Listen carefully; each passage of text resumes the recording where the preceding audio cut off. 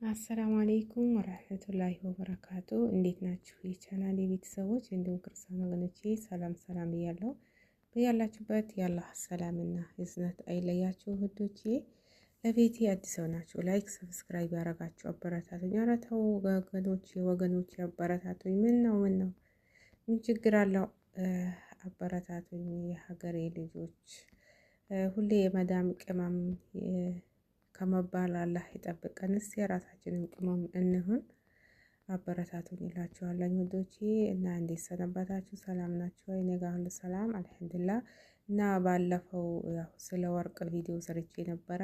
እስቲ ከቀነሰ ከጨመረ ንገሪን ብላችሁ ነበር እና ዛሬ ስለ ወርቅ ላወራላችሁ መጣሁኝ። ቦታ ሄጄ ስጠይቅ ያው አልተመቸኝም ለመቅረጽ ማለት ነው።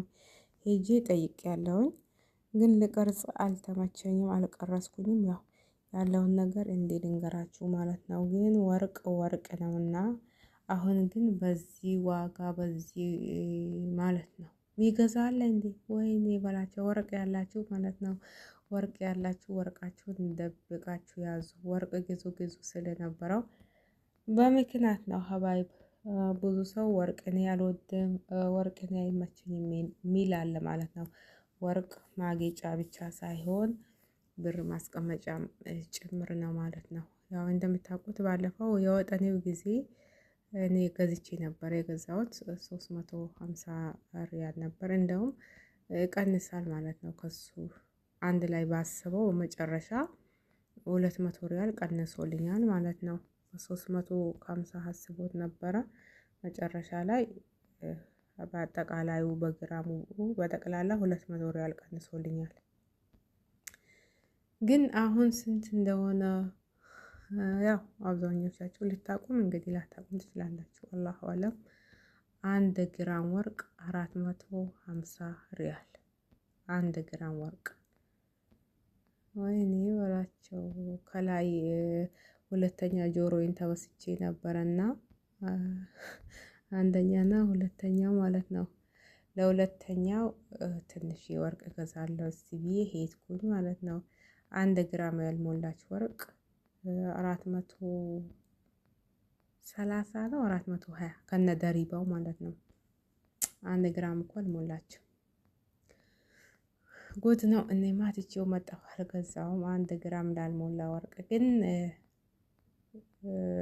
ብትገዙትም መግዛት የምትፈልጉ ብትገዙትም እንግዲህ ብር የምታስቀምጡ ካለ የጨመረ ነው የሚሄደው፣ የቀነሰ የሚሄድ ነገር የለም፣ አይወርድም። እኔ ግን ያው ለትርፍ ሳይሆን ለራሴ እንትን ነበር የፈለኩት ማለት ነው። እሱን ትቼ በሱ ፋንታ ዝም ብዬ የአንገት ብር ገዛሁኝ ማለት ነው። የአንገትና የጆሮ ብር ገዝቼ መጣሁኝ። ያው ወርቅ ሁልጊዜ አይለበስም መቼስ እና በጣም ወርቅ ጣራ ነክተዋል ማለት ነው ውዶቼ። መግዛት እንግዲህ የምትፈልጉ አሁንም ቢሆን ግዙ። ያው የጨመረ እንጂ የቀነሰ አይሄድም። ግን ባይሆን ትንሽ የተወሰነ ለውጥ ቢኖረው በወጠኒ ሰዓት ሳውዲ ያላችሁ ወጠኒ ሰዓት፣ ወጠኒ ማለት ወደ ረቢየል አወል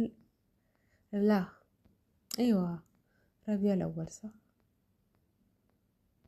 ረቢየል አወል ነው መውሊድ እንትን የሚሉበት እነዛ እንትኖቹ መቼ ነው? ረቢየል አወል አይደል እንዴ? ወደዛ ወደ መጨረሻ ወር አካባቢ ነው ማለት ነው። እና ወደዛ አካባቢ ያው ወደ 9ኛ ወር ነው በፈረንጅ 9ኛ ወር ወደ መጨረሻ አካባቢ ነው ወጠን የሚከበረው ማለት ነው ሳውዲ ያላችሁ። እና የዛን አካባቢ ወርቅ ትንሽ ይሻላል ማለት ነው። አሁን ግን በዚህ ከቀጠለ በቃ እንደዚህ ከሆነ ወደ ላይ የወጣ እንጂ ወደ ላይ ታች እንትን የሚል ነገር የለም። ወርቅ መግዛት የምትፈልጉ አሁንም ቢሆን ግዙ፣ ይጨምራል እንጂ አይቀንስም። ወርቅ ደግሞ ማጌጫ ብቻ ሳይሆን ብር ማስቀመጫም ጭምር ነው። እኔ ወርቅ አልወድም፣ እኔ ወርቅ አይመቸኝም፣ እንዲህ እንትን አልፈልግም የምትሉ ብዙዎቻችሁ አላችሁ ማለት ነው።